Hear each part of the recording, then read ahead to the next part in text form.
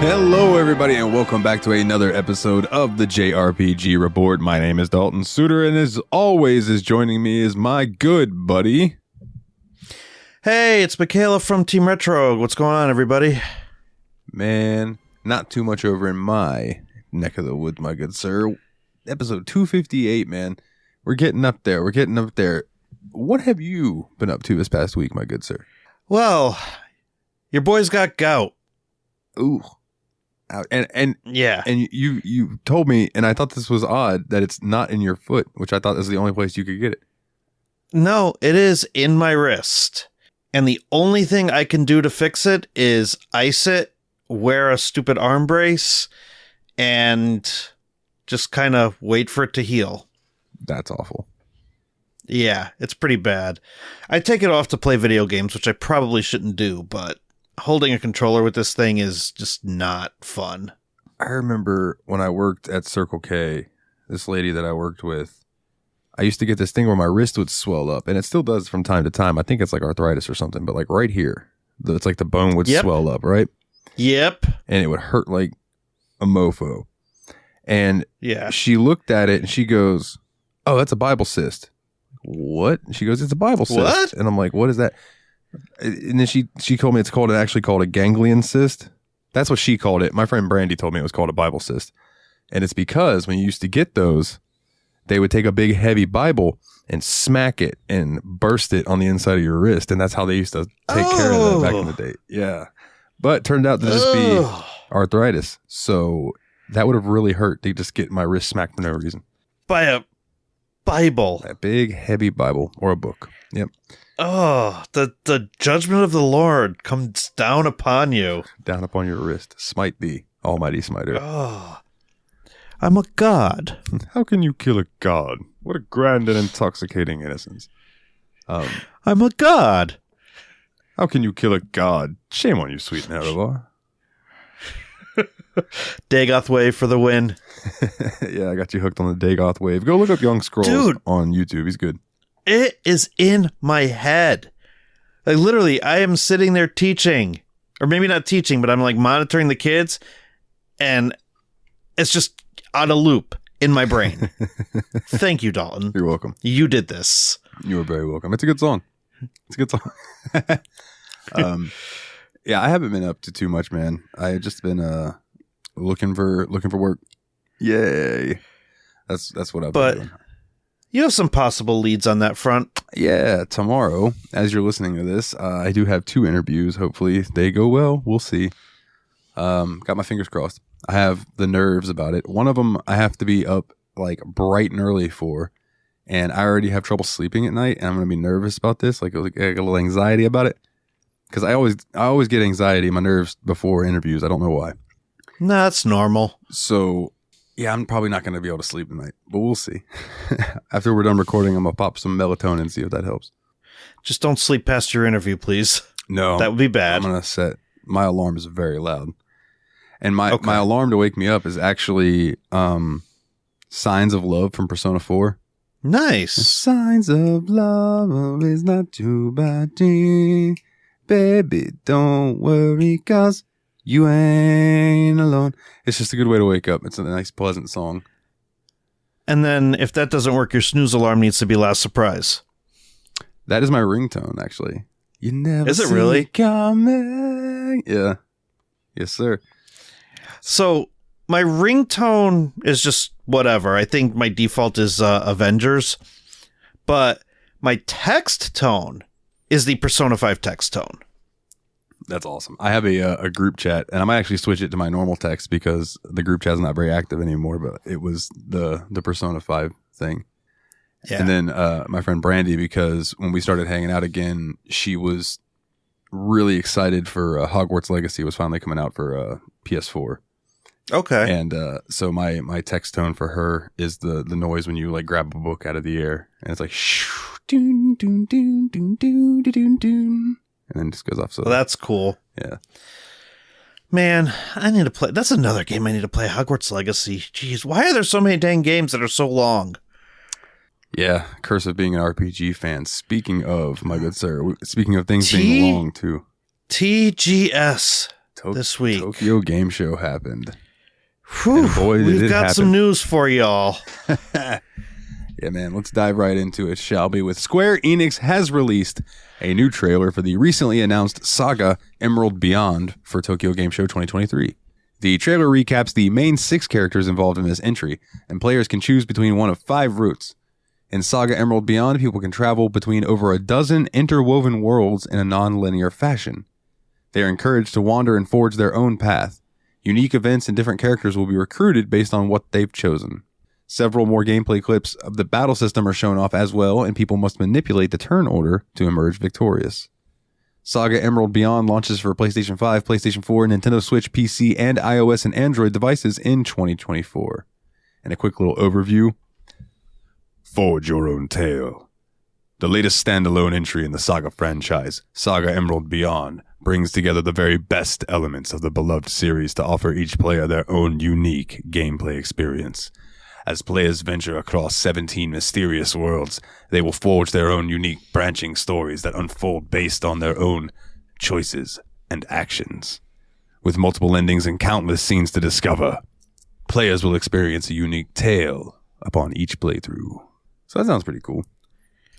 Yeah. I think, did we talk about this in the last show? Was this the one with all the different characters and then 2 of them were like police officers? Yes, I believe so. Yeah, so it's going to be cool. The branching paths, that's pretty cool. Oh, yeah, because if you click on the link that says the main 6 characters, I think it takes you to exactly... Yep, and there's the 2 police officers. So, yeah, we talked about how hyped this game was going to be last show, but we're finally starting to get more gameplay footage, so that's what TGS seems to really have done, is it's actually shown us how these games are going to play. Yeah, lots of gameplay footage and lots of hand-on stuff that I wish I would have been there for, even though I don't speak Japanese or read it. Yeah. It would have been cool. God, there was... Well, we'll get into it later. I'll talk about it in a later story, but there was a specific game that apparently was demoed on the show floor that I would have loved to have played. All right, I'll let you take the next one. All right, Deca Police. TGS 2023 stage event gameplay. So they did a 40-minute mission playthrough. Level 5 showcased a 40-minute mission playthrough in crime suspense RPG Deca Police during its Tokyo Game Show 2023 stage event.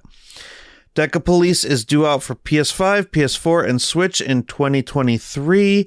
And there is a link to the actual 40-minute gameplay, and there is another link in this video that says read more about the game here. So if I click that, it says Deca Sim, a virtual world created from a perfect copy of reality.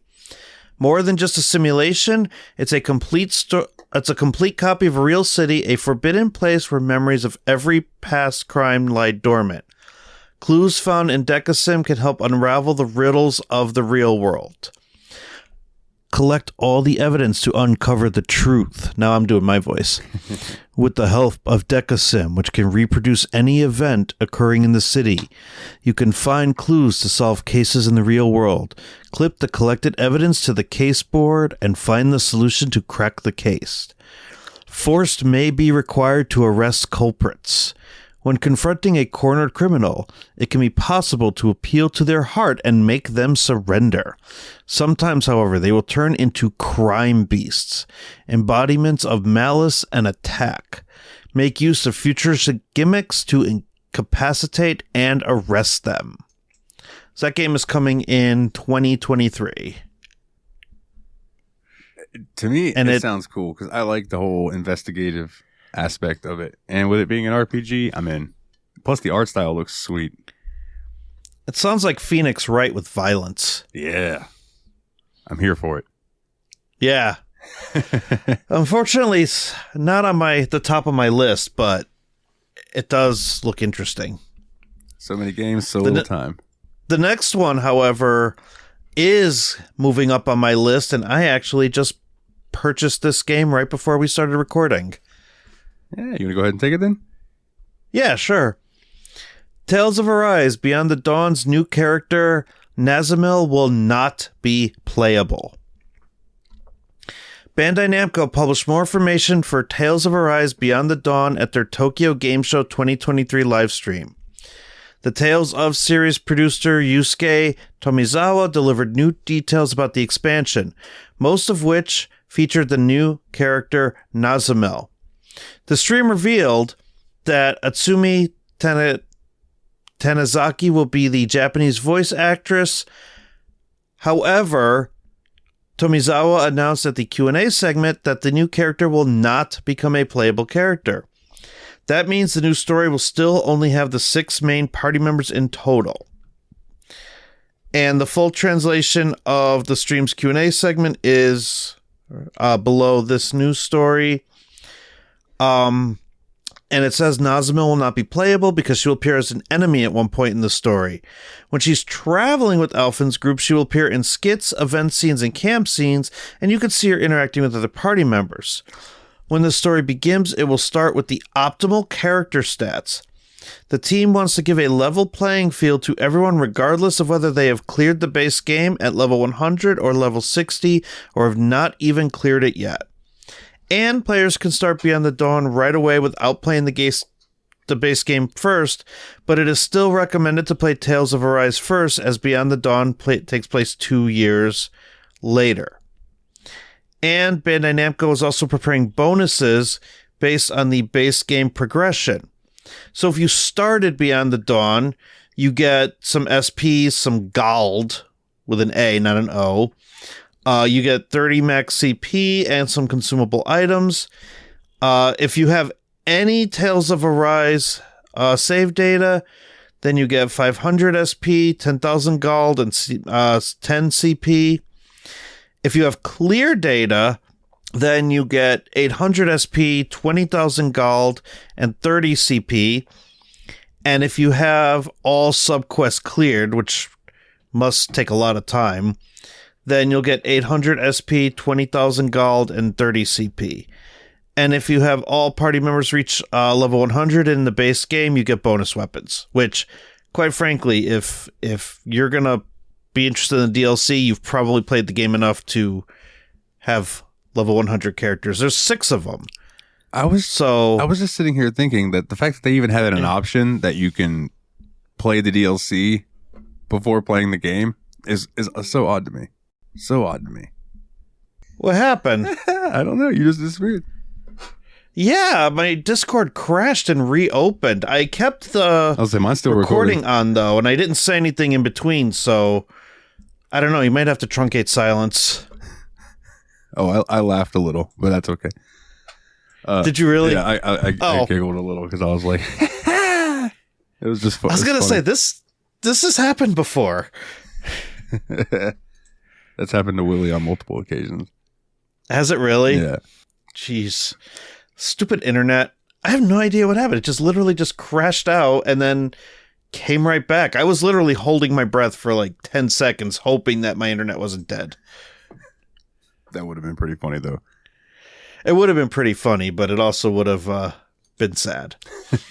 So, anyway, now that I'm back, Tales of Arise Beyond the Dawn will launch on November 9th. You still need to have access to the base game in order to play it, though.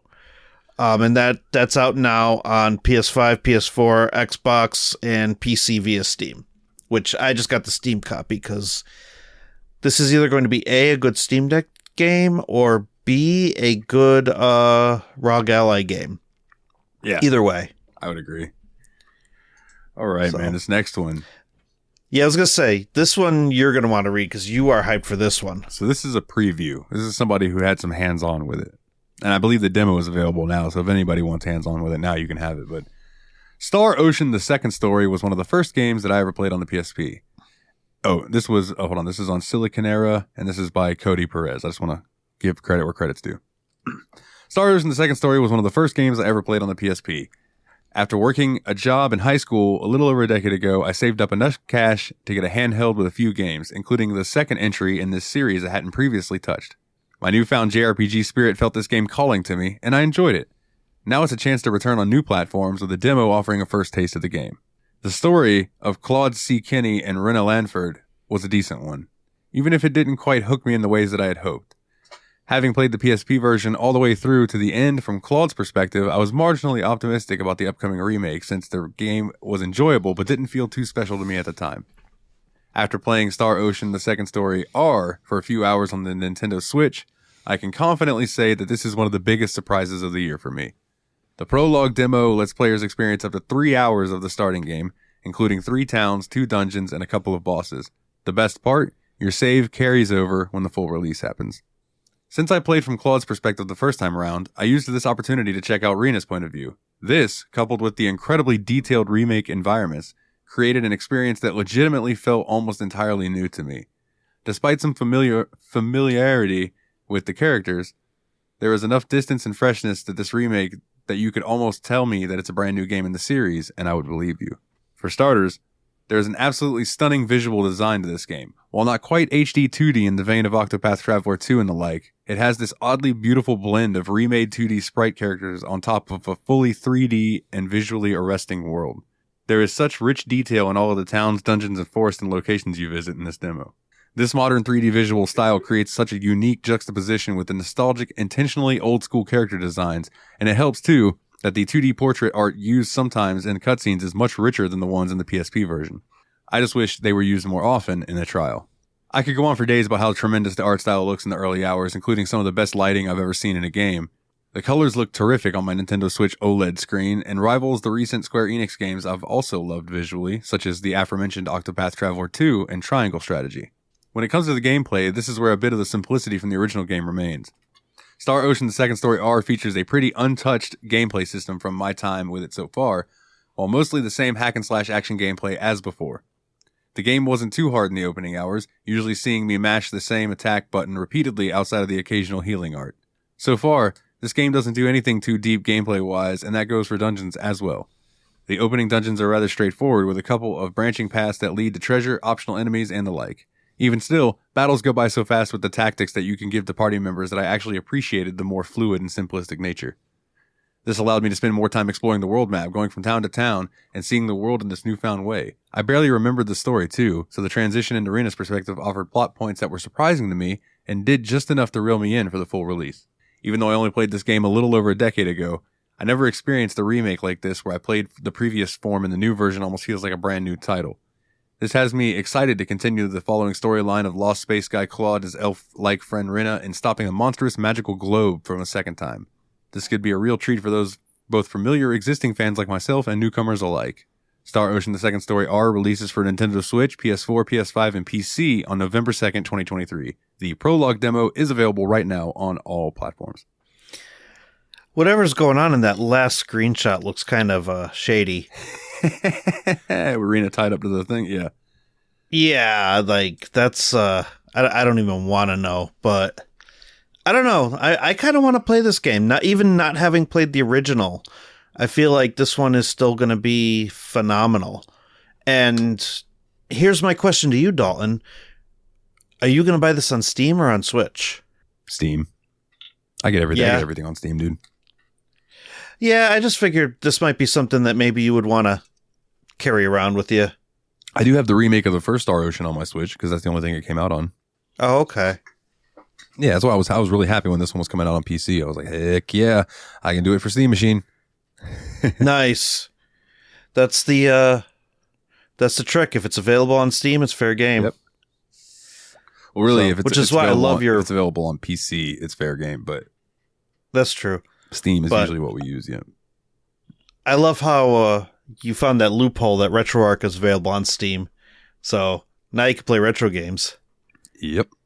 Yeah, and then I was real excited when Dolphin was getting it put on Steam, but then that got canceled. But then since RetroArch is on Steam, but you don't have to use that version, you can download the RetroArch from their website, and TikTok goes the clock.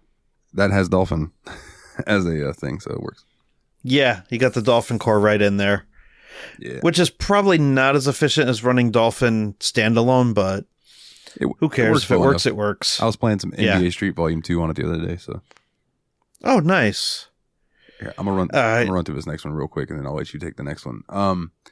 That's fine. Bandai Namco will release a demo for Sword Art Online Last Recollection for PlayStation 5, Xbox Series, PlayStation 4, and Xbox One on September 26th. The company has announced it during its Tokyo Game Show 2023 stage event.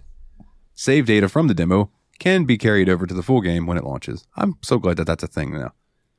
Me too. It gives me more cause to like actually try a demo. Save data, or the opening animation and new trailers revealing both Yuki and Mito as playable characters also premiered. Yuki appears in the super account Sword God Gradia, and Mito comes in from the movie Sword Art Online Progressive. Sword Art Online Last Recollection is due out for the aforementioned consoles October 5th in Japan and October 6th worldwide. There's a ton of video trailers. Yeah, for sure. Yeah. All right, so this next one, Blue Protocol PS5 and Xbox Japan release window and Chapter 4 revealed. During TGS for Blue Protocol, Bandai Namco revealed the new Japanese release window for the game on consoles. Blue Protocol is scheduled to release for the PS5 and Xbox Series X on winter 2023 in Japan. Additionally, the new Chapter 4 is coming to the PC version of the game in Japan on October 25th, 2023. The developers also announced that Blue Protocol will feature crossplay between all three versions of the game. Very cool. Yeah, super cool. Additionally, cross-save between the PS5, Xbox Series S, and PC versions will be possible by using the same game account. And Chapter 4 is going to raise the level cap from 50 to 60 and add new raid missions.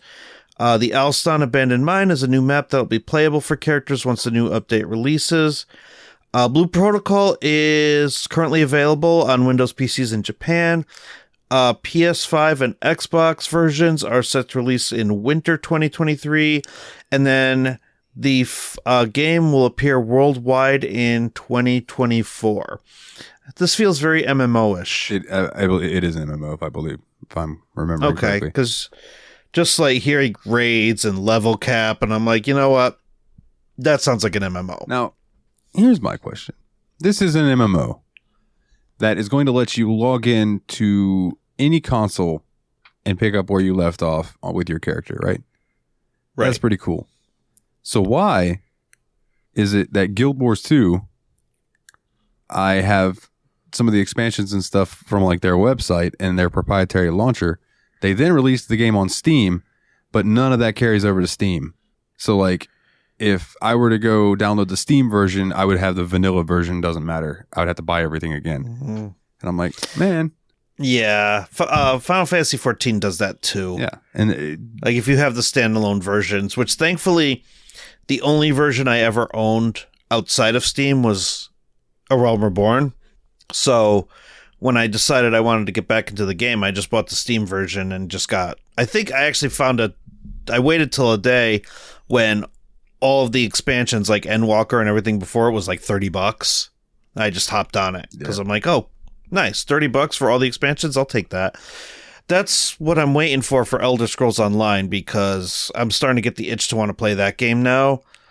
But I know that there's going to be some kind of sale somewhere along the lines where they're going to be like, here's all the expansions for like $10 because they do that all the time. Yeah, they do. And that's like I got Red Dead 2 on the Rockstar launcher and then got it when it came out on Steam. I bought it on Steam. So, yeah, that's just how it goes.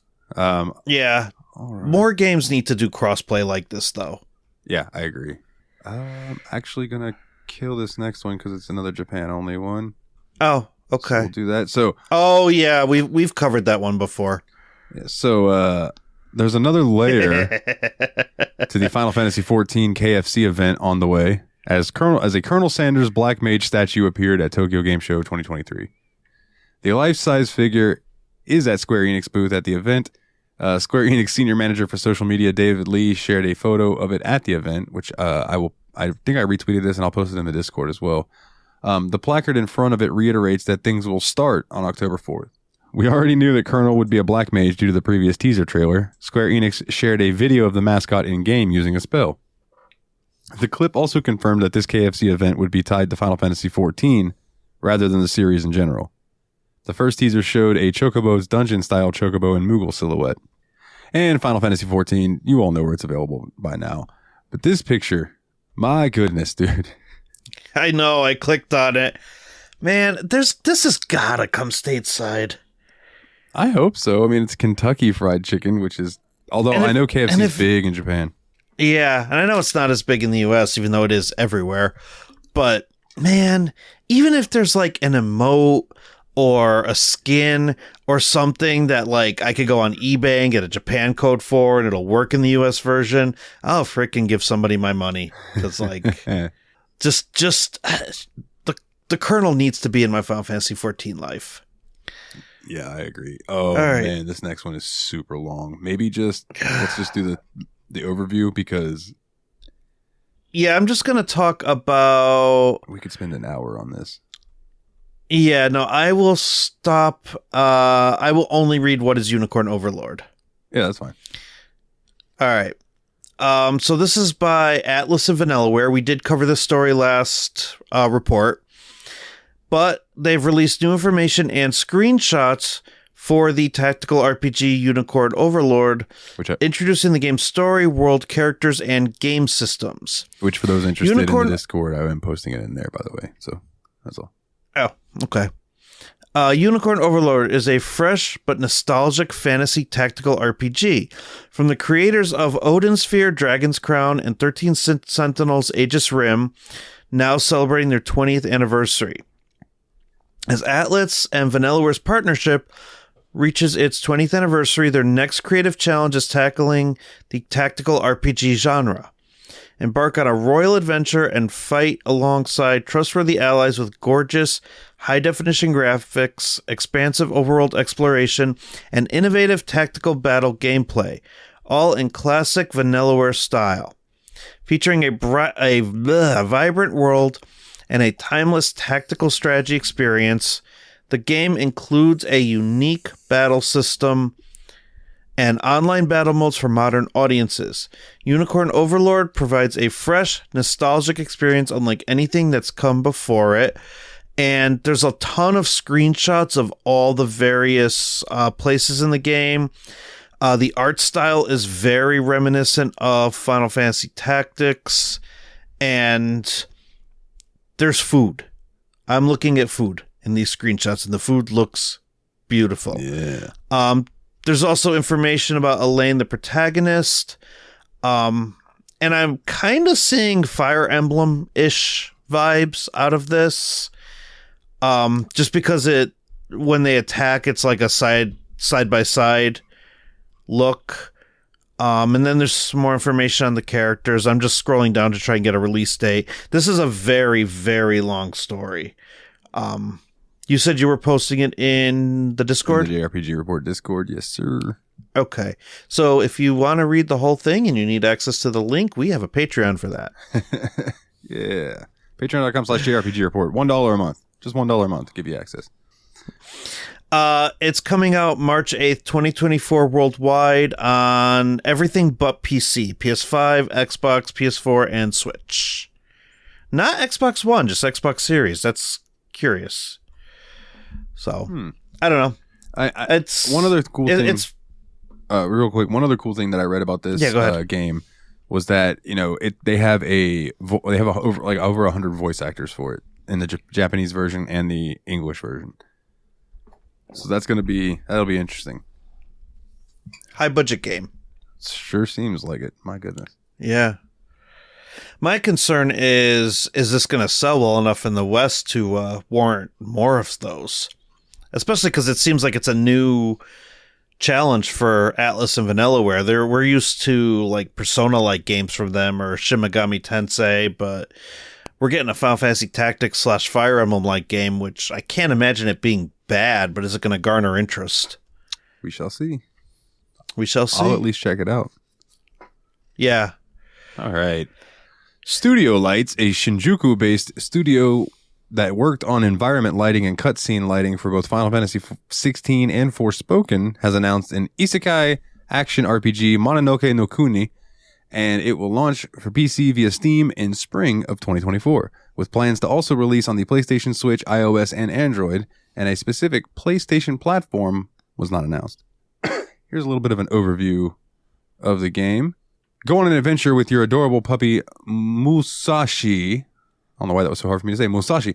In a roguelike 3D open world inhabited by beastmen and gods in Mononoke no Kuni. Fish, work the farm, and cross islands by boat and go around to the various lands. In order to return to your original world from the land of Mononoke, a land covered in filth, you must help Mononoke, strategize in dungeons, and defeat monsters to restore the Omewa Shrine.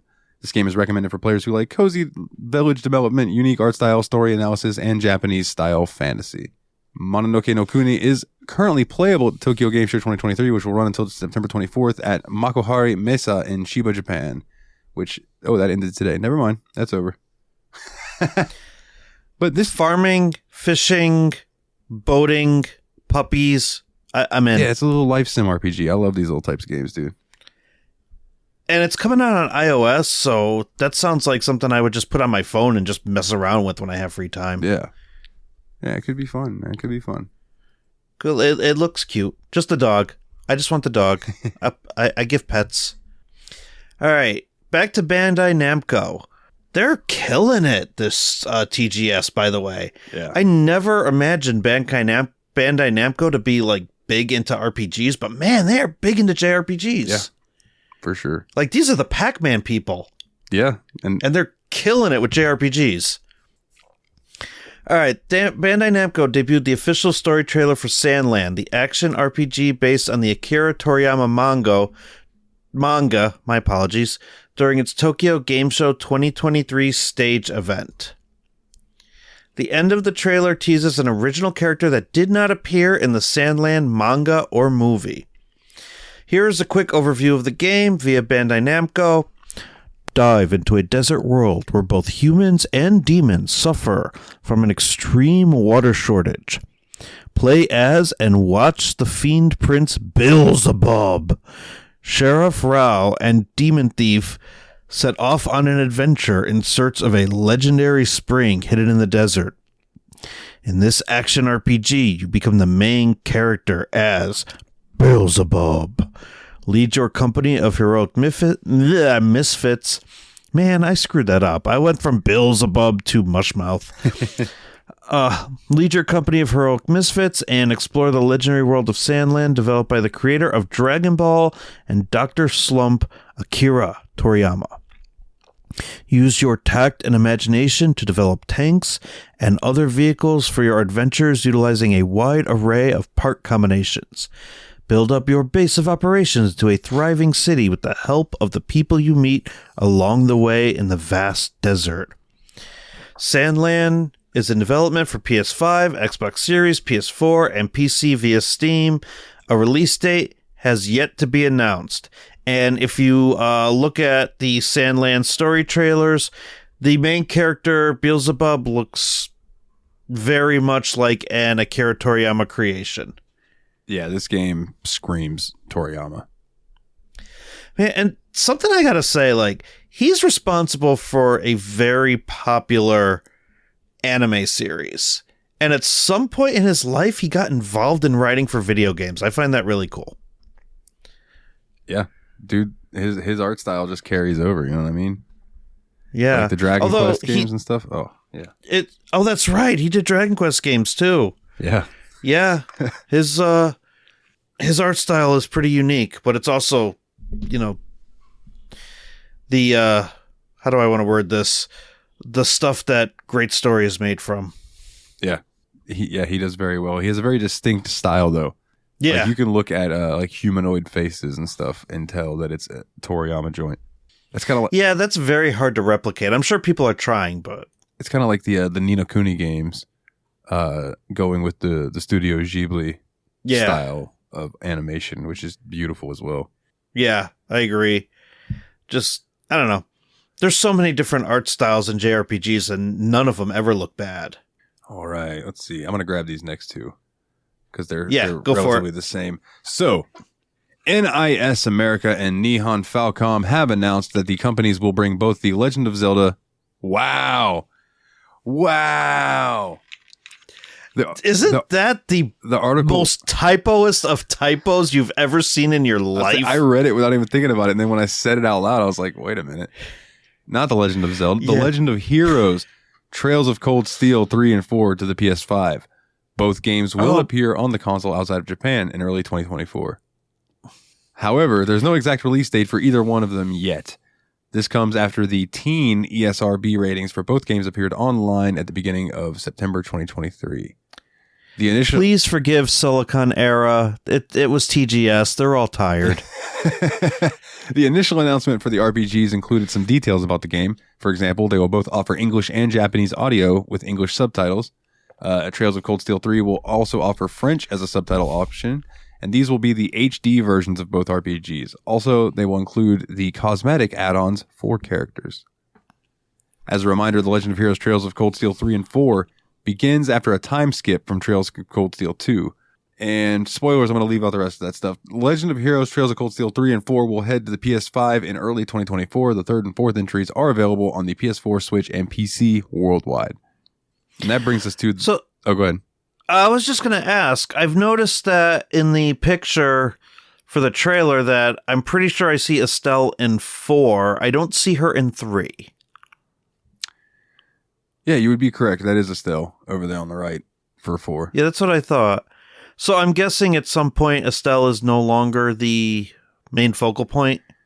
After Trails of Cold Steel, excuse me, after Trails in the Sky second chapter, I don't think either of the Bright kids are any longer the focal point. I think they show up again in the third, but they're not your main character. And they're not playable? I don't know. I'm not there yet. Yeah, we'd have to actually play them. But then, you get into the Crossbell stuff and then into the Cold Steel stuff. No, they're not a focal point anymore. Whew. A lot of story in these games, and I still got to play the first one.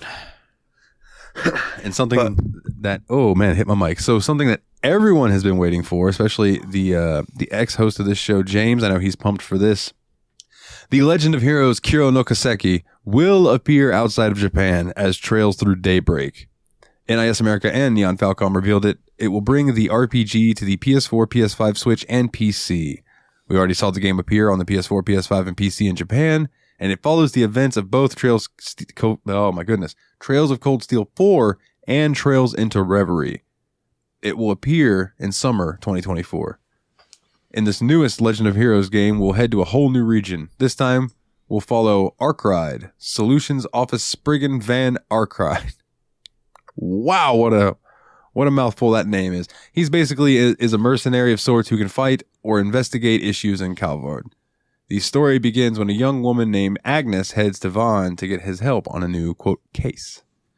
This entry also features a morality system. As you play, you'll be able to make decisions that shift the scales from lawful to neutral and chaotic. This determines the course of the story. And there are a bunch of screenshots and then a tweet. The Legend of Heroes Trails Through Daybreak will come to PS4, PS5, Switch, and PC outside of Japan in summer of 2024. So get hype for that. I know all the Trails people have been waiting and waiting and waiting for that news. And now it's here and it's coming. So heck yeah. That's good to hear though, because I don't know, whenever a Trails game is announced in Japan, you have to wonder how many people are waiting to hear for that international release. Yeah. Waiting and waiting patiently. It's like that in Ease. It's just funny because it's the same developers.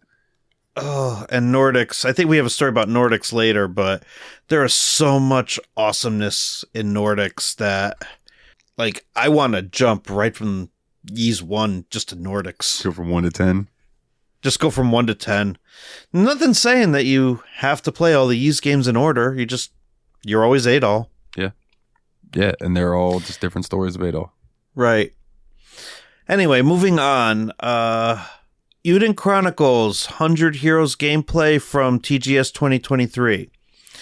So we've already had a Eiyuden Chronicles 100 Heroes release date thanks to the September 2023 Nintendo Direct, but now there's new gameplay footage too. Pre-orders are also open, with the official social media account revealing what's in the digital deluxe edition of Eiyuden Chronicles. First, there's the Eiyuden Chronicle gameplay and pre-order trailer. First, Silicon Era. I know you guys are tired, but now you're repeating your words here. First, it offers an idea of the environments you'll see. It also mentions how influential the rune lenses are on the world. After that, it introduces the three heroes, Noah, Sane, and Marissa, who act as the game's leads.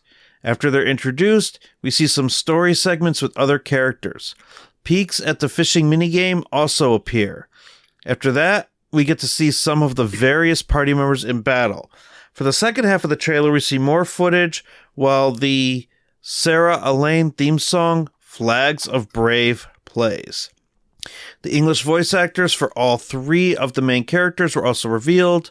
Marissa is being played by Kimberly Woods, Nawa by Andrew Wilden Dennis, and Sane Will DeRenzi Martin. As for the Digital Deluxe Edition, it comes with 5 extra items along with the game. You get the Season Pass for all the DLC. There's a headquarters custom object that lets you place an R&B statue. The Easy Journey Pack gives people revival and recovery items. And finally, you get a digital soundtrack and an art book. This is going to come to the Nintendo Switch, PS4, PS5, Xbox One, Series X, and PC on April 23rd, 2024. Wouldn't it be hilarious if when you drop the R&B statue, it's just like, let's get it on. Barry White statue? Yeah. Is it Barry White? I don't know. I don't remember. People were shouting at us right now. Yeah, seriously. No, it's not Barry White. There's a different Barry White. So I don't know. Wow. Okay, I'm dumb. I'm going to Google it. Well, if you want to take this next story, I will Google. All right. With a full week remaining until Fate Samurai Remnant's release, Koei Tecmo revealed information about the game on the first day of Tokyo Game Show 2023. One of the biggest reveals made in this stream is that the game will feature story branches. The company also divulged that the second playthrough will unlock a major story branch that leads to a totally different ending. The stream also answered some lingering questions about the playable characters. So far, we know that in addition to Miyamoto Iori and his servant Saber, we can also play as the berserker heroic spirit Miyamoto Musashi and most, if not all, of the rogue servants. But what about the opposing main servants like Archer and Lancer? It turns out that they will also be playable in side episodes that shift the focus to their specific teams. These episodes will let players check out the backstories of each key character, including the servants' past. You can find a recorded archive from Fate Samurai Remnant Tokyo Game Show 2023 right below, which is in this article. And the game will be released for PS5, PS4, Switch, and PC via Steam next week on September 28th in Japan and Asia and September 29th in the West. So that comes out on Brandy's birthday. Oh, that comes out at the end of this week. Yeah. Wow. Yes, sir. That's great because we've been doing news stories about all stuff that's coming next year. It's great to do a story of something that's coming like soon. Yeah, I agree. Just to appease the screaming audience members, it's Marvin Gaye. There we go. Marvin Gaye. Oh, I should have known that. So should I. I should have known that. That's all right. Forgive our shortcomings. We'll be okay. All right. I'll read this one, but I know you're hyped about it. Yeah. Actually, I'm hyped just looking at the... Holy crap, I just looked at a screenshot and it looks like Persona, but it's Yakuza. And look what they're fighting. It's just a shark. A giant shark. It's Jaws. It's Jaws. It's legit Steven Spielberg Jaws. Steven Spielberg did Jaws, right? I'm not stupid. Yeah, that is definitely bigger than Jaws, though. But yeah, it is like Jaws' angry uncle. Well, but yeah. Like a dragon, infinite wealth. Fight a giant shark while wearing a Hawaiian t-shirt. And some flip-flops. Okay, I'm in. Perhaps one of the biggest reinventions that a series has ever had was the jump that the Yakuza or Like a Dragon series made with the Yakuza Like a Dragon. Abandoning what had made the series so well known in the past with its action-based brawler combat and taking on the purely turn-based RPG approach was and remains, forgive me for saying this verbatim, a ballsy move. But as any fan knows, the combat is just one key factor in what makes the series so beloved. We were eager to see how Like a Dragon Infinite Wealth could deliver upon the series' newfound framework while maintaining the same zany tone players know and love. And this, I believe, is an opinion piece. First things first, I've got to admit that I'm still unsure how the jump to Hawaii feels, having played a chunk of the game. I'll save my full thoughts on that question once I've had a chance to see more of the game, so for now I'll talk about the minigames. This demo build we tried was specifically crafted for Tokyo Game Show. One of our party members could teleport us to specific activities that we wanted to try. Karaoke returns, of course, complete with player proficiency being graded by a new Hawaii ranking system. But the star of the show was absolutely Crazy Delivery, a riff on Sega's own Crazy Taxi franchise, and placing Ichiban as a food courier, cycling across town to pick up and deliver orders to reach his quota. And the screenshot shows Ichiban on a bike, and it's very Crazy Taxi-like. That is fantastic. That is really fantastic. Another minigame had players riding a Hawaii trolley, and we were tasked with capturing photos of perverts in the act.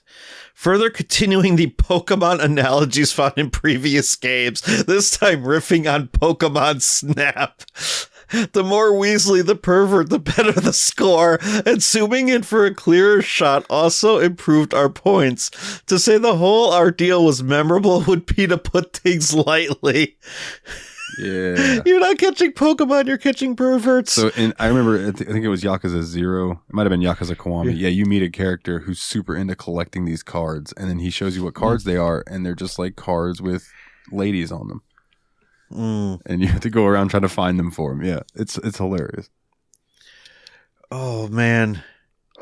Combat is, of course, iterative of the previous mainline entry in the series. The immediately obvious change comes in the form of the party members available for use, and one that comes to mind is Kazuma Kiryu. What? Owing to the series... You didn't know that? I forgot they were bringing Kiryu back for this one. I think he's on... Is that him on the right on the screenshot? I don't know, actually. Maybe. Oh, anyway. Owing to the series' history of offering him multiple styles to fight with, Kazuma can switch between 3 different modes that impact how he will fight in battle.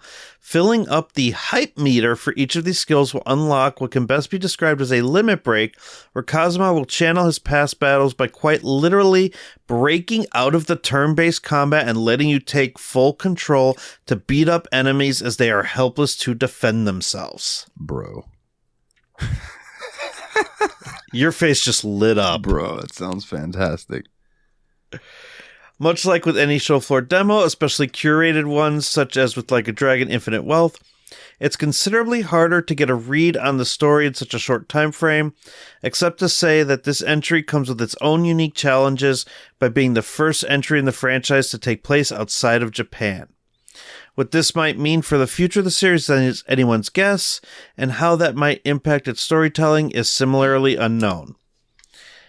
At the end of the day, Like a Dragon has always thrived on how it walks to the beat of its own drum, and so far there's nothing different with how Sega and RGG Studios is handling Like a Dragon Infinite Wealth. The series has quickly grown to become one of the company's most important franchises even outside of Japan, but even domestically, it's clear that the excitement remains.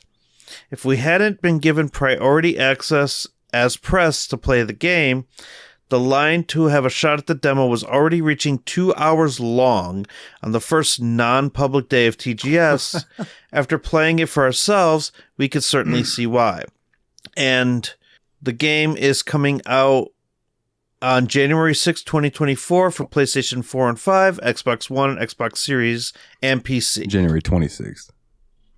What did I say? 6th. Oh, sorry. January 26th. You are 5 correct. days after my birthday. Oh, well, we know what you're getting. I do. Oh, we have so many Yakuza games to play before we get to this one, but yeah, I do want it. Like, Can you play, if you play them out of order, will you have information lost on you? As far as I know, like I heard that you can kind of jump into 7 because it's Ichiban's story.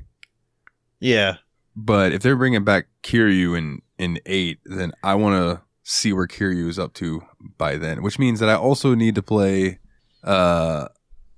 Like a Dragon, the Man Who Erased His Name, which we had later on. I meant to put them next to each other, so I'm going to slide that over, and I'll just read this one next. Oh. Gaiden? Yeah, Like a Dragon Gaiden. So, okay. But to continue what we're saying,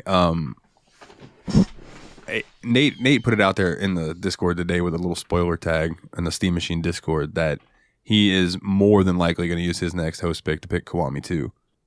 Because he said he's been dying to try that. Yeah, and I'm really wanting to get back into some Yakuza 2 because the games are just so good. Yeah. They're so good, dude. Man. Talk about a series that jumped out to us, and I was just like, you know what? I keep hearing Rosie from PlayStation Access say how good Yakuza is. Let's try Yakuza 0. And then it became one of the favorite games of all three of us that played it. I've never seen you guys fall in love with the series so quickly. It is just... So the best way that I can describe it for people who might be on the fence with it is like the Yakuza, like they take the main story super seriously. Like it is very dramatic, but everything else in the game is like comic relief and zany, wacky craziness. And it is fantastic. Also, I think it was in Like a Dragon, Yakuza 7 Like a Dragon. You can go into the Sega arcade.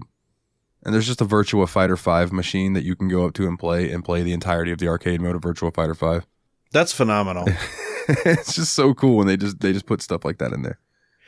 Like the first time anything like that was ever done, I feel like was back in the GameCube era when Animal Crossing came out and they just put their NES games as furniture items, but you can play the full NES game in Animal Crossing. Oh, that's cool. And so I remember my first ever like basement was just a game room with all these NES systems just laid out like along the wall, and you could just go up and play any one of them that you wanted. And they had like Excite Bike and all that stuff in there. They never did it again in any future Animal Crossing game. I don't know why, probably because of licensing and all that. But just being able to play a game and go into another game just for fun while you're playing that same game is just, that blows my mind. I love it when games do that. Sorry, go ahead. So it's like Namco for the Tekken games on the PlayStation 1. Whenever you would load into them, like during the loading screen, it would do like one of the old school Namco games, like Defender or something like that.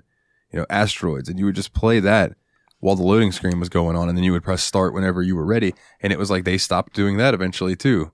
Yeah. And I'm like, dude, that'd be cool. Load into Tekken 7 and play Valkyrie no Densetsu until I'm ready. You know, it would be fun, but whatever. What do I know? Listen, there's going to be people in 50 years that are going to be like, oh yeah, I just booted into this Namco RPG, and while it's loading, I totally could start playing Tales of Arise. Yeah. 100%. Yeah, So this all right. This Like a Dragon Gaiden one's very, very short. It's just letting you know that Like a Dragon Gaiden, the Man Who Erased His Name, will be available via Xbox Game Pass day one of release. And Like a Dragon Ishin, which was released February 21st of this year, will also join Game Pass likely before the end of 2023. And aren't all the Yakuza games on Game Pass? I am not sure. I think so. I think so. Because I bought Yakuza 0 on Steam, but if I could play it on the big TV, I think I would prefer that. I'm actually looking that up really quick. Sorry for my clicking. No, you're fine. The only Yakuza game that I don't have in my library right now is is Like a Dragon Ishin. I've got 0 through 7. So it looks like Yakuza 0 is on Game Pass. And so is Kiwami, Kiwami 2, 3 Remastered, 5 Remastered, 6 The Song of Life. You pre-order No 4 The Man Who Remastered? Erased His Name. Like a Dragon is on here. So yeah, Sega seems to have gotten Xbox to put all these on Game Pass, so that may be an option. Word up. Well, rolling right along into this next one, it's a bit longer. Some days it feels like there's a Persona spinoff for anything, Mikolov. And sometimes it's hard not to just see a game like Persona 5 Tactica as the next game in line. Rhythm games, Warriors games, JRPGs, and more. Atlus is no stranger to making sure that you'll experience everything you possibly can with the Phantom Thieves of Hearts. That's not to say that the game is shaping up poorly. Rather, stepping away from our first-hand experience with the game, we're excited to see what the full game can bring upon its release. And this is by James Galizio from RPGsite.net.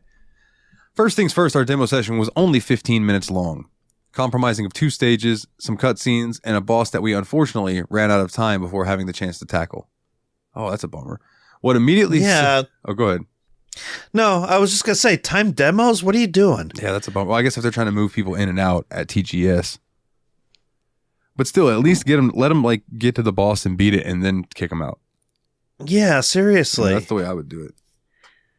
So, or at the very least, like, this is RPG site, so you're telling me that you can't, like, have a press pass like that other one?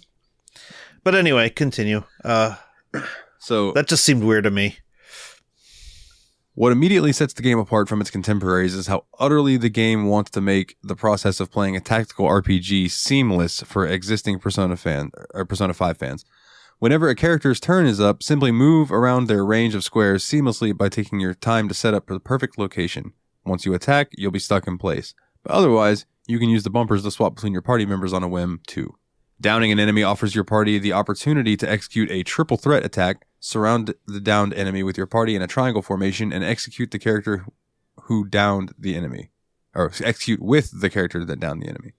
The enemy in question, as well as any other enemy within the triangle, will take significant damage. There are also, of course, limits to the range of the triangle itself, stray too far apart from each other, and you won't be allowed to execute the attack. But it's still a forgiving and novel method of letting players engage enemies in a stage. Yeah, that rhymed. Characters that don't move during a turn can find themselves charged up with different effects unique to each party member. Arena, for example, can down enemies even while they're behind cover with her charged attack. Melee attacks for each character come with their own unique properties per character as well. Joker's attack will knock an enemy straight back in a line, while Morgana's will instead knock them into the air. As for the story itself, well, only a small slice of the full game, so it's hard to say how that'll hash out for the full release. What we can say is that the interspersed through the stages are visual novel style segments, where the character portraits will talk amongst themselves to progress the story.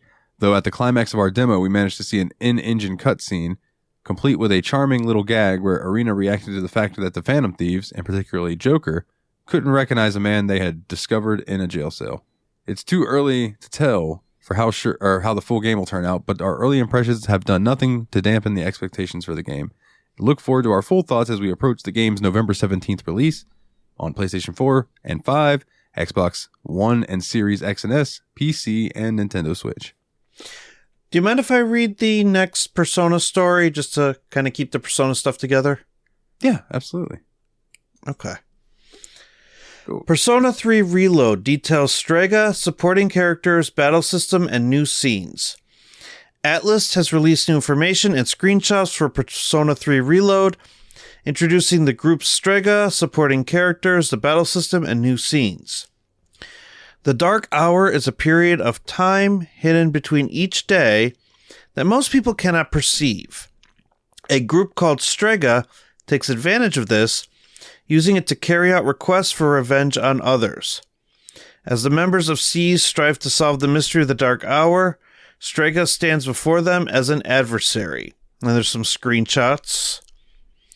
There's 3 members of Strega. Takaya, who's the leader of Strega, a group of 3 that uses the Dark Hour as a means to carry out requests for revenge. He considers the Dark Hour to be a special gift reserved only for those with the power of Persona, and does not wish for it to disappear. Despite his strange appearance, he has a charismatic personality that has earned him many devoted followers. When he attacks, he uses the gun he carries at his waist, and his unique persona is Hypnos. Jin is another member of Strega. He is an intelligent young man who specializes in data analysis and runs the Revenge Request website for Strega's activities.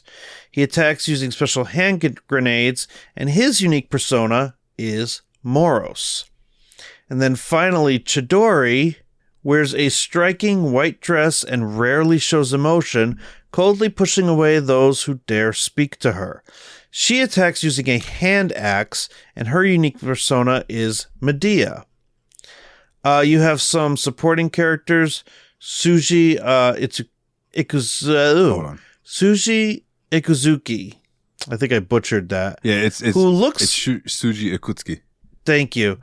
Who looks kind of similar to the coffee shop owner in Persona 5. But he's the chairman of the school, and he's the advisor to C's. He relishes puns in any situation, a man after my own heart, much to the chagrin of those around him. Despite having no Persona abilities, he remains conscious during the dark hour. Having to send his students to fight the shadows in his stead seems to bring him some guilt. Ryoji is a student who transferred from abroad, joining the protagonist class for the second semester. With his cheerful and sociable personality, what did I do wrong? No, I'm just laughing that you didn't even attempt the last name. I did not attempt the last Ryoji. Moving on. Yeah. I was going to say, I look over and all of a sudden I just see you dying over there. For what it's worth, I think his name is Ryoji Mochizuki. Thank you. You're welcome. I'll just say the names for you when you get to them. That's fine. I used to do that for James. Go ahead. So he makes fast friends with the protagonist in Junpei and the rest of C's, and he becomes that's repeats itself. Well, this person only has one name. This person's name is Elizabeth. She's a resident of the Velvet Room, an apparent interdimensional space that only the protagonist can enter. She aids him in strengthening his persona abilities and assigns him numerous requests to complete. She even asks him to escort her around the outside world, a realm that she's very curious about. Does that mean Igor's going to be in this game? I feel like the Velvet Room and Igor are kind of like constants. They're one and the same, almost. Like Igor's in every Persona game. Yeah, that's what I thought. So, go ahead. Without giving away, how many Persona games have you played? Just 5? Just 5. Just 5? Okay. Have you beaten it? Yeah. Okay. The original, not Royal. No, that's fine. So it's not. I just want to make sure I'm not going to spoil anything for you. If you don't want Persona 5 spoiled for you, skip ahead 30 seconds. When I first played Persona 5, and it was like, this is a tale of blah, blah, blah, blah, blah. And I was like, oh, okay, so that's what Igor sounds like. And then I went back and played the old games, and he's like, my name is Igor. And I was like, why did they change his voice? That's so strange. Why did they change it for 5? And then as you play and you get to the end of 5, it makes total sense why his voice is different. And you're like, oh, okay. Which means that anybody who's played a previous Persona game probably already realized something was up. Something was up, or they were like very curious as to why they changed his voice actor. Yeah. So, yeah, that was actually a really cool twist. And then, yeah, without spoiling too much, I know exactly what you're talking about. Sorry, we have Pharos. He greets the protagonist on his arrival to the dorms, asking him to sign a strange contract.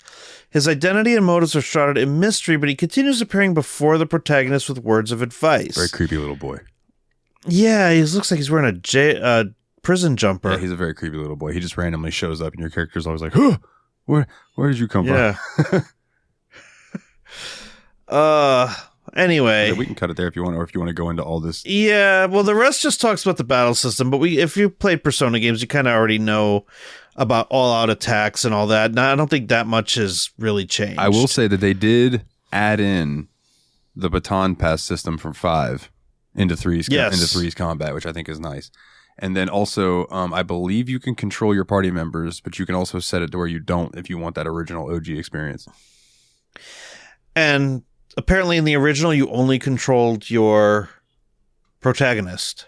Yeah, in the original, you only controlled the protagonist. There are some new stuff scrolling down, though, that I would like to touch on if you don't mind, because I thought that it was go ahead. Random combat stuff. But this says Theurgy. A new kind of special skill called Theurgy has been added. These are high-powered abilities that can only be used when the character's Theurgy gauge is full.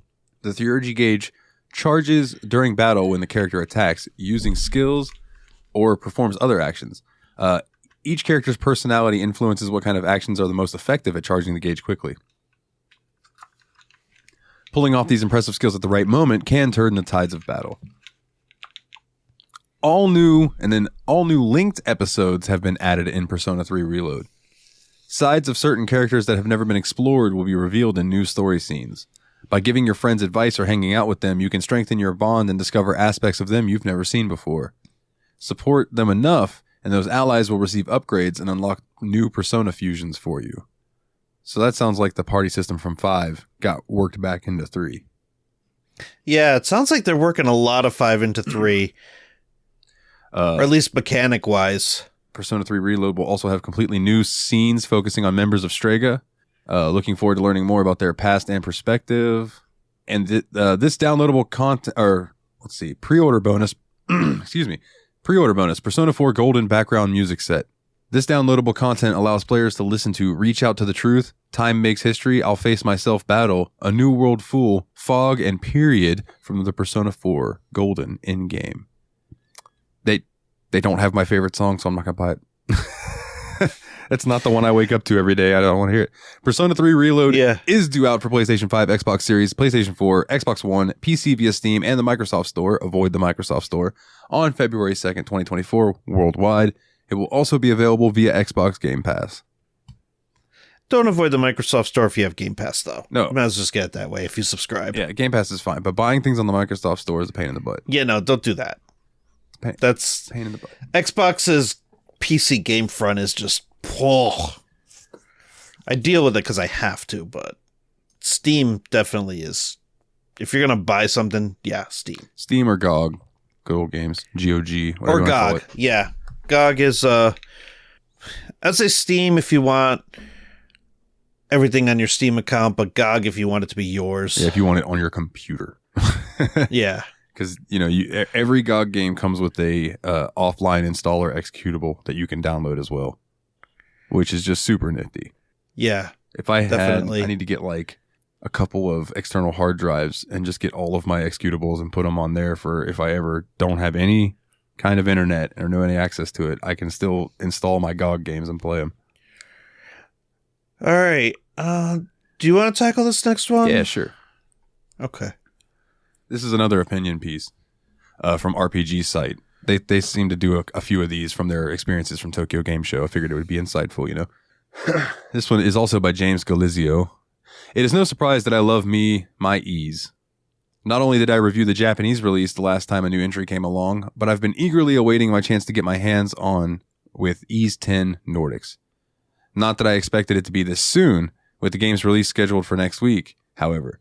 Falcom did have a 2-part show floor demo set aside for the upcoming release during this year's Tokyo Game Show, and I took the chance to see how the game's major changes feel in practice. Long story short, Falcom have seemingly succeeded once again at refreshing the series formula.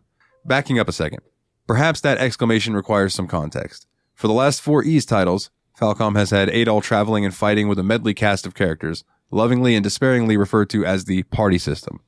While Ys 8 overhauled things to a degree, and Ys 9 even further, it is fair to say that for many players, the sheen had begun to wear off, and it was time for something truly new. While Adol once again doesn't travel alone, he's joined by a new heroine, Karya. It might be Karja, but I'm going to say Karya because usually when things are spelled like that with a J, it's Ya. So anyway, instead of a full cast of characters, Ys 10 is strictly designed around the duo. However, Falcom could designate a gameplay system designed around that concession. Enter the Mana String, an ability that's not only ties the two characters together, but also allows for the use of new abilities. Grapple onto an enemy and fling the two of them closer to it, swing across branches and beams over a gap, or simply create a path where there was none. It's a versatile system that Falcom makes use of throughout the entirety of both demos that we played, alongside the new Mana Rider, though the latter is essentially used entirely for the purpose of speedy movement when engaged on a slope leading downhill. While many aspects of the previous party system do remain, the skill that requires SP be spent to activate, switching between Adol and Karya at the press of a button, and more, others are conspicuously absent. Enemies weak to specific classes of damage have been excised, and the game no longer classifies characters by what type of damage they'll dole out. While Flash Evade and Flash Guard still exist in some form, they've both been so seriously overhauled that at the end product simply cannot be directly compared to what came before it. For example, unlike in previous games, players cannot simply flash evade every attack. Specific enemy attacks, denoted by a blue flash around their model, denotes an attack that not only can be flash evaded, but rather doing so is the only correct way of mitigating it. If timed perfectly during a boss battle, players can even make use of a cinematic counter to commemorate their success. Flash Guard is still applicable for most attacks, but instead of flatly improving your damage for a set period of time, players will instead build up their revenge meter, increasing the attack multiplier for the next skill that they use. The better the timing, the faster the multiplier can rise. Certain enemies will make use of a special power attack, and if you properly guard against it, much like with Flash Evade, you'll be gifted a unique counter. But if not, it's a great way to improve your revenge level. Duel mode is activated by holding down the R2 key, and both Adol and Karya will begin attacking in tandem as you press the basic attack button. While combined, they have access to a set of stronger yet more expensive duel skills that will deal as much damage as they might take SP from both of your character's reserves. It's a solid trade-off, and it makes letting one character die in battle feel all the more restrictive. Visually, the game obviously has seen some cutbacks versus the same company's work on The Legend of Heroes Kuro no Kiseki, most likely owing to the game's supported platforms at launching, including Nintendo Switch. But the art style is nice and colorful, which is a much welcomed change after the muted color palette of Ys 9 Monstrum Nox. Unsurprisingly, both demos were ran without a hitch on the PlayStation 5 units that littered the company's booth, and we're eager to take a look at the Nintendo Switch versions in the coming days, as that remains the major question mark about this upcoming release. Other smaller questions do remain. Ship combat feels a bit of an oxymoron for Ys as a franchise, but I am still curious about how it will feel in action. Side characters and the story and the proper exploration are up there too. Will players unlock even more movement abilities as the game progresses? No clue, but I'm curious about it all the same. Which about sums up my thoughts as a whole. It's impossible to glean much, if anything, about the game's story from the half an hour of game time, carved out from a larger experience as a whole. Yet the changes that Falcom had made to their formula are welcome, and I'm ready to see what the rest of the game has to offer. Thankfully, it won't be long until the Japanese release of Ys 10 Nordics, when it launches September 28th, 2023 for Nintendo Switch, PlayStation 4, and PlayStation 5. Do you notice as we go through these stories that JRPGs are focused mostly on gameplay? Like, there is a story there, but it seems like these companies just go out of their way to try and make their games fun. Yeah. Yeah, whereas sometimes Western RPGs are the exact opposite. Right. They'll be story heavy, and the gameplay will just... Like, Morrowind. Great story. Yeah. Gameplay? Maybe not so much. I won't disagree. Yeah. All right. Project Mugen. Developer Naked Rain and publisher NetEase revealed more about the upcoming urban open world RPG Project Mugen. I'm probably saying the name wrong. I think it's Mugen. Is it Mugen? I think it's Mugen, like but mutagen? I could be wrong. Okay. I'll go with Mugen. In an awkwardly named disclosure of production information trailer, Naked Rain's developers highlighted the game's urban theme and the movement systems players will use to get around, and there is a trailer. The trailer, which is presented in a developer diary style, emphasized Project Mugen's urban theme and its trading in the fantasy of living in a vibrant, bustling city, brimming with urban exploration opportunities. They showed off the procedural technology used to partially generate the game's large cityscape as well. To facilitate player movement around the environment in their investigation of the mysterious chaos phenomenon, player characters will be able to swing freely through the streets with a grappling hook and acrobatics similar to Spider-Man. They can also drive vehicles like motorcycles and cars at ground level and swim in the city's waterways.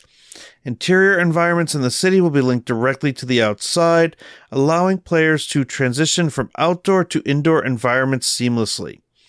Finally, environmental debris will be interactable and play a role in players' exploration of the city. Some quest modes and collectibles will even involve collecting debris, such as uncovering a hidden cat under a pile of boxes. Project Mugen is in development for PS4, PS5, and PC. Does not have a release date yet. No, but that sounds cool though, dude. Like if they're gonna do a massive city that just has some procedural generation to it, that's interesting. Yeah, and at least they seem to be making it accessible. Yeah. So keep your eye out for that because that sounds cool. Yeah, no release date yet, but hopefully 2024. Yeah, hopefully. I'll read the 14 one because I know you're excited about the one after that. Yeah. So Square Enix has announced the beginning of the end for Final Fantasy XIV Endwalker, with the reveal of the Final Fantasy XIV Patch 6.5 Part 1 Growing Light release date. Announced during the letter from the producer live at the Tokyo Game Show 2023, players won't have to wait long to see the first half of the final main scenario patch for the 5th MMO expansion. Final Fantasy XIV Patch 6.5 Part 1 Growing Light releases on Tuesday, October 3rd, 2023.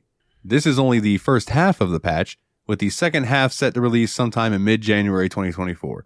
Only the first half of the main scenario quests will be available when Part 1 Growing Light drops, but this will include a fair bit of content. And then there was a trailer. Players will be able to continue the story, which includes a brief return to the Crystarium and the first from Shadowbringers. Man, Love the Crystarium. hard for me to say. As seen in the new trailer. In addition, players will have a new dungeon to complete, the Lunar Subterrana. Subterrana? Yeah, I don't know. Lunar, yeah. Also from Final Fantasy IV, if I remember correctly. This culminates in a brand new trial known as the Abyssal Fracture, which comes in with an extreme version as well. Other content exists outside of the main story, includes the following: Mists of the Realm Part 3, Thalia, final alliance raid in the Endwalker series, Alo Alo Island, not to be confused with Gullah Gullah Island, new variant and Criterion dungeons, the Singularity Reactor, Unreal, the new Unreal trial for Thoradin, duty support for the final 3 Stormblood dungeons. Stormblood joins the free trial version of the game at no additional cost. Oh my goodness, so you're going to get to play all the way up to the 3rd expansion of the critically acclaimed, whatever that spiel is that everyone always gives. Margaret. Dude, it is so hard to play the free version, though. You have no access to anything. You can't join a free company. You can't use the market board. Can't trade. You can't trade. I don't think you can whisper people unless they whisper you first. Yeah, no, you can't. You're literally, it's solo content. Like, if you're going to play the free trial, just pick one character, go through, and when you get to Stormblood, just buy the dang game. I didn't make it through ARR. I had to buy it. Fair enough. Yeah, because the market board is nice. Yeah. Margaret. Otherwise, your alternative is leveling every single crafter. Which I almost did. Who would do that? Who would be insane enough to sit in the foundation and level all of their crafters to max level? Yeah, that'd be me. My name is Dalton. How nice to meet you. My name's Mikhailov. I'm also insane. So Margaret custom deliveries and the new Island Sanctuary content. Part 2 in January 2024 will include more MSQ, Tataru's Grand Endeavor, somehow further Hildebrand adventures, and more. Final Fantasy XIV is available for PlayStation 4, PlayStation 5, and PC. It will also be getting a release for the Xbox Series X in spring 2024. The release date for the Final Fantasy XIV Patch 6.5 Part 1 Growing Light is October 3rd, 2023. So if you need your Moogle tomestones, you got one more week. Go grind. Go grind. All right. Final Fantasy VII Rebirth expands upon what made the remake great. It doesn't take much thought to realize that Square Enix remaking Final Fantasy VII was always going to be held under a great deal of scrutiny. For many RPG fans, the original is the magnum opus of the genre. Any change, however minor, was always going to be met with trepidation at best and derision at worst. Complicating matters was the company's decision to split the original game's narrative into a series of releases. There was more to 2020's Final Fantasy VII Remake than first met the eye by practically every metric, including in how bold it was going to be in making changes to the original. That raises the stakes, and in many ways means that the biggest challenge for the remake series was always actually going to be how Square Enix followed up on it with Final Fantasy VII Rebirth and beyond. Thankfully, at least considering what we've played, it looks poised to be on the right track. Unsurprisingly, much of Rebirth's DNA is lifted wholesale from Remake. This is an iterative sequel after all. Characters attack and animate very similarly. If you look closely, you can clearly tell which assets have been smartly reused to expedite development. Those who listen carefully will hear things like reused battle barks as characters, let rip with abilities, and reused music cues from the first entry in the Final Fantasy VII Remake series. I don't think there's anything wrong with that. None of this truly matters, though, because that's what's most readily apparent when Rebirth is taken as a whole. It's how Square Enix has managed to make Rebirth feel less like of a sequel to Remake and more of a natural extension of the concepts that existed in the previous game. Part of the Final Fantasy conundrum has always been that the series is all about reinvention, which means throwing out everything every time and starting anew. If anything, Rebirth looks to be making a case for what Final Fantasy can achieve with a sequel when it doesn't have to do that. The result is a game that feels more confident and with greater breadth and depth, the foundation of Remake allowing Rebirth to be a more accomplished experience all around. This longer, more open demo culminates in a battle at the foot of the city of Junyuan, taking full advantage of some of the changes and additions made to the game's battle system. Synergy is the name of the game here. With basic combo attacks and extravagant skills alike, you can pull off depending on your party composition. Now, the parties are less set than in the remake. You've got choices. So out of Cloud, Barret, Tifa, Aerith, and Red 13, you could choose 3 to be in your party and swap that setup around at any time while exploring the zone. The exact composition has a big impact on combat. Beyond that basic synergy, this concept bleeds into new mechanics too. Synergy attacks are earned by spending ATB charges with specific characters, and then allows you to use special and powerful team-up combo skills, an escalation of the team-up attacks introduced in Episode Intermission, the PC and PS5 exclusive Remake Story expansion. That's not to say that the battle system has drastically changed or overhauled, of course, but rather that the changes that have been made feel like a proper extension of Remake's existing systems, building on top of what players are already used to. Similarly, while players can only control up to 3 characters at once, forcing that earlier mentioned compositional choice, your entire party will be present during battles, engaging with the enemy and all, just as comparatively inactive participants. I actually like that. The other demo we had the chance to play was a flashback sequence from the infamous Nibelheim section of the game. The Materia Keeper fighter boss fight from the original appears to have been moved into the flashback instead. And during the investigation of Mount Nimble, players will be able to battle the monster while having direct control of Sephiroth. Yes! FF7's antagonist comes complete with a unique moveset filled with parries, unique finishing moves for attack strings, and more. It's worth noting that this section was a considerably more streamlined experience than that in Junyuan, and probably represents the other side of Rebirth. Some areas will be wide open, while others will be thrilling but narrowly scoped roller coaster rides, which is what Remake felt like. This matches the framework of Remake, where things like Mako-reactor bombing missions and assaults on Shinra are broken up by breezy side quests filled lazing around the slums. But if the Junyuan chapter is anything to go by, the latter concept has been completely overhauled to something much more impressive. None of what we played was particularly surprising, yet at the same time it didn't need to be. Remake was always a great framework to build on top of. It was our RPG of the year for 2020. Rebirth is looking like it builds on that framework in smart and exciting ways. The result is a game that looks bigger and bolder, and it may be better too.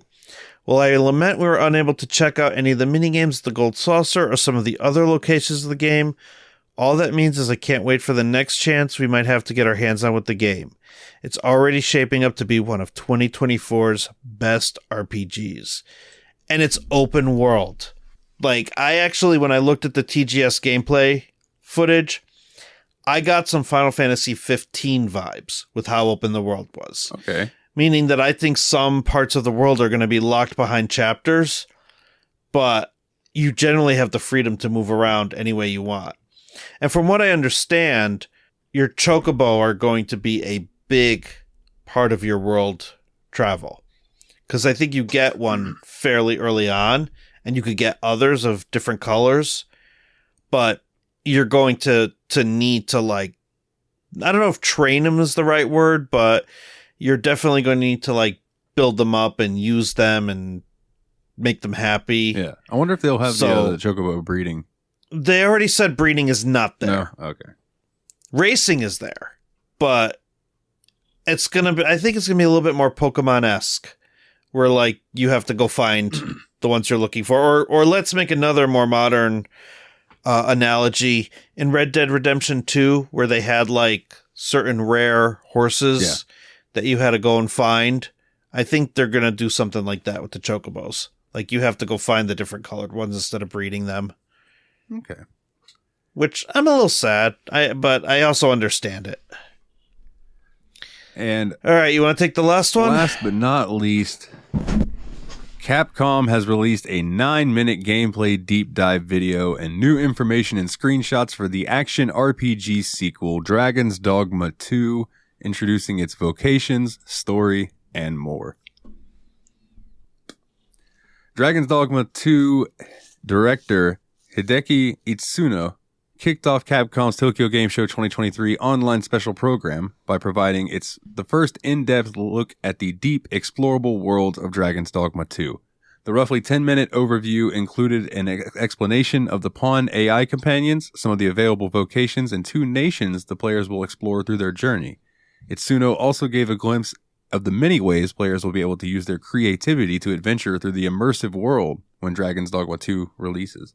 Dragon's Dogma 2 is a narrative-driven action RPG that places the players in an immersive fantasy world as the Arisen. You will lead a party of up to 3 AI companions known as pawns, including your custom main pawn and up to 2 additional pawns that can be recruited from other players or offline. Before embarking on each quest of your journey, it is essential to organize your party and ensure that each member is able to leverage each other's strengths and mitigate their weaknesses by tactically selecting their vocations. When players start their journey in Dragon's Dogma 2, they will be able to choose their desired playstyle among the 4 initially available vocations: Fighter, Archer, Thief, and Mage. Players can change vocation of their Arisen and main pawn at any time by visiting vocation guilds throughout the world and unlock new vocations as they progress through the game. Itsuno also revealed the Magic Archer and Mystic Spearhand, 2 vocations that will be only available to player-controlled Arisen. The tale of Dragon's Dogma 2 is split between 2 nations, Vermund, the kingdom of humanity, and the Beastren nation of Batal. Vermund is a land of rolling green hills with a fortified capital city populated by nobles and sprawling commoner settlements surrounding the castle grounds. Meanwhile, the steep canyons of Batal are littered with ancient ruins that later became the foundation for its current cities. When venturing outside of the safety in each of the nation's towns, players will encounter travelers, merchants, soldiers, and other folk as they go about their daily lives. Each character has their own motives and objectives and may even approach the Arisen with a quest. If a pawn in your party has the knowledge of a quest, they will offer to guide the Arisen to their destination, which is new. In the first one, they would give you hints. They'd be like, "Oh, this looks familiar. Let's go this way." Yeah. If the sky begins to darken while en route, the Arisen should seek a campsite to sleep rather than braving the smothering darkness and increased dangers of the night. That's a quality of life improvement right there. Yeah, absolutely.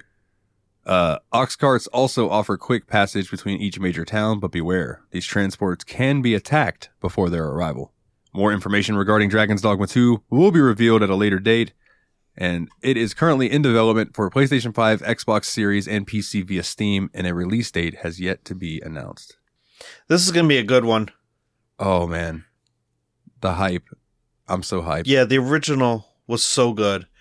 And the original had its issues. Actually, the nighttime thing being one of them. You always had to make sure you had enough of a specific stone to get you back into town. Yeah. But even then, like, the world was kind of... The gameplay was phenomenal, but the world in itself was kind of lacking because there were only like a couple of forts and there was only one big town. So I'm kind of hoping that they learn from that and they give you like an actual couple of hubs to visit while you're out and about doing what you have to do. And I wasn't a fan of Dragon's Dogma's post game, because whatever happened, it wasn't really a happy ending. Yeah. Like, you got rid of the big bad, but Grand Soren was all but destroyed, and the world was all weird looking. The sky was funny. And the monsters just kept coming. And I don't know. To me, I kind of wanted more of a happy ending. Yeah, I wouldn't even call it a happy ending, but at the very least, let me have some kind of post game where you're more just, taking on missions and living your life, and the big bad is gone, and you don't have to worry about the fact that like you're wanted, and the main hub that you had been using this whole time is kind of destroyed, and that type of thing. So I would always kind of make sure that I did everything I wanted to do before I beat the game, so that way I could just kind of be done with it. And I never played the expansion. See, that's the only one that I have is Dragon's Dogma Dark Arisen. Yeah. So I don't know. It was just one of those games to me where I felt like once I was done with it, I was done with it. Like I never had the desire to play the expansion. I felt like I had gotten enough from my playthrough of the base game. Oddly enough, Monster Hunter games have been like that for me too. Both World and Rise, I know those are great expansions, but after playing the base game, I kind of felt satiated. And I know those aren't JRPGs or even RPGs for that matter, but they are Capcom games. So that kind of makes me wonder what's going to happen when I eventually get and beat Dragon's Dogma 2. Am I going to want to play an expansion? Yeah. For what it's worth, I do believe that James used to cover Monster Hunter because it is RPG adjacent enough. Okay. I'm cool with that. But man, talk about a game that I would really love to get you and Nate and Willie in on. World? Either World or Rise. They're both on Steam. I have World. I don't have Rise, but I have World. Okay. World is fine. I have World. Yeah. So here's the thing about games like that. You got to tell them boys about it, and then you got to like get on them to install it. Do they have it? No, but I'm just saying. I know Monster Hunter World is like 60 to 70 gigs. Oh, it's and a big game. A little bit behind the scenes for Steam Machine. We saw the Willie struggles last night with trying to get Starfield installed. Yeah, he had to do a lot of shifting to get enough room for Starfield on his SSD. Oh, so yeah. So, but it's doable. It's doable. I may have to send him an SSD. I don't know what his PC is like, if it could take a second one, but I know I've been thinking about looking into. So my motherboard only has one M2 slot. Yeah, and actually, the reason that I have my driving sim rig, the wheel and the shifter and the pedals and all that, is because I bought a second M2 and didn't have a slot for it, so I just had it. And then a buddy of mine got a computer and needed. He's like, the only thing that's missing is a hard drive, and I said, "Well, do I have something for you?" Yeah, so I traded him for it. Got it. But I want another, maybe it's like a SATA SSD that I hook up. Like I could probably get one of those and put it in there, but I just haven't. I need to open up my computer and look and see what cables I have left, because I've got 3 hard drives in there right now. 2. Oh, do you? 2 regular hard drives and an SSD or a M2, but I think there's room for one more hard drive. So my computer only has one M.2 slot as well, but I have a I don't know what I would call it, like a it's not even like a closet, it's just like a little storage bay, and I've got 3 SATA drives in that. Nice. And so that kind of makes up, because I only have a 1 terabyte in the SSD, so the rest of them just kind of make up where I put all my ROMs and stuff like that. I don't put games on them at all, but some of these games are requiring SSDs now. It's crazy. Yeah, I got an update just for your sake. I got an update from Nate earlier, and he said that Starfield plays like a whole other game now that he's got it on the SSD, and he restarted his computer and got his drivers installed and stuff. I was like, dude, I'm telling you, that'll help. That's what I had to do. Yeah, I actually got a message saying that the drivers were out of date. I just updated them. Yeah. And then it was fine. If you're a PC gamer, keep your graphics drivers updated. It's just a small thing that you should do. Yeah, and you'll usually get a notification. You just gotta click the thing. You'll get a screen flicker for like a second, and you'll be good to go. Yeah. Well, on that note, my good sir, If you would like to go check us out over on Facebook, it's facebook.com/the JRPG Report. You want to find us over on Twitter, where I repost, I guess it's X now, where I repost a bunch of stuff on there, at JRPG Report. If you would like to join the Patreon and literally help me pay bills right now, that would be sweet, and I would really appreciate it. Patreon.com/JRPG Report. So just /JRPG Report, and you can get your name read out on each and every episode like these wonderful people: Jake W., Jordan K., Kularian, MasterLoot, and Japandi. Thank you very, very much. I do appreciate it. Also, I'd like to plug the Steam Machine Podcast, a bi-weekly PC gaming show where me and my buddies go through and play through games on our backlog and sometimes some new games. So like, check us out. We just did Morrowind, and now we're going all the way to the other spectrum of Bethesda, and we're playing their newest game, Starfield. So that should be fun. And some Yakuza will be coming up relatively soon. I can promise you that. My good sir, plug your stuff. Team Retrogue on YouTube, Team Retrogue on Twitter/X. And if you want to find me in Discord, you could find me in the Steam Machine Discord and the Retro Handhelds Discord. So Dalton will give you the Steam Machine link, but I will give you retrohandhelds.gg if you are interested in joining the Retro Handhelds community. Yeah, and if you want to get on the JRPG Report Discord, that is for patrons, and that is, if you donate $1 a month or more, I think you get in. I don't think I set it any higher than that. If I did, I need to go lower it. But also, if you want to come join the Steam Machine Discord, where you can make your votes heard for our games that we do once a month, where we do a fan-voted game. No, I guess it's not once a month. Now it's once every other month because we're doing bi-weekly. But still, you can vote. Make sure the JRPGs win. bit.ly/TSMP Discord, all capital letters. And on that note, Mikolov, wish me luck at waking up super early tomorrow for that interview. Yeah, seriously, DM me and let me know how you made out, because I'm going to be very curious. Yeah, man, I will definitely I'm going to be thinking about you tomorrow. Oh, well, shucks. On that note, everyone else, do me the biggest favor, get back out there and level up.